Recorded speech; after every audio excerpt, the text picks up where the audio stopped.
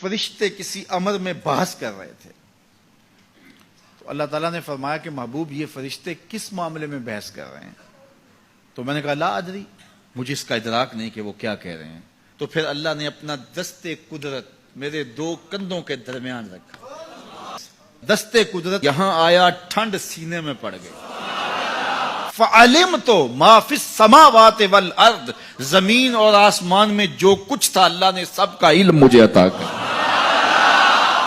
سینے میں نور آ گیا، سینے میں علم آ گیا۔ کائنات کی کوئی شے ایسی نہیں ہے جو حضور علیہ الصلوۃ والسلام نہ جانتے ہو۔ اور پھر کہاں تک علم آیا یہ حضور سے پوچھیے۔ فرمایا قرب قیامت میں جب دجال آئے گا تو میرے غلام اس کے مقابلے کے لیے نکلیں گے۔ دجال کب آئے گا اللہ جانتا ہے۔ 1400 سال اس بات کو بتائے ہوئے ہو گئے۔ کہا قرب قیامت میں دجال آئے گا، میرے غلام اس کے مقابلے میں نکلیں گے۔ انی لعارف اسماءہم، میں اپنے ان غلاموں کے ناموں کو جانتا ہوں۔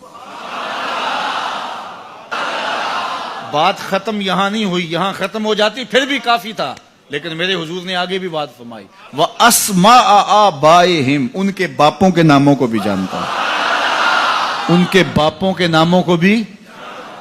کہانی ختم نہیں ہوئی، بات آگے فرمائی، وَأَلْوَانَ خُيُولِهِمْ، جن گھوڑوں پہ چڑھ کے جہاد کریں گے میں محمد ان گھوڑوں کے رنگوں کو بھی جانتا ہوں۔ کون سا غلام، کس کا بیٹا، کس قبیلے کا فرد کس رنگ کے گھوڑے پہ بیٹھ کے جہاد کرے گا، کہا میں سب جانتا ہوں۔ یہ کیوں جانتے ہیں؟ دست قدرت حضور کے کندھوں پہ آیا۔ وہ کہتا ہے الرحمن علم القرآن، یہ تلمیذ رحمان ہے، میں نے پڑھایا ہے۔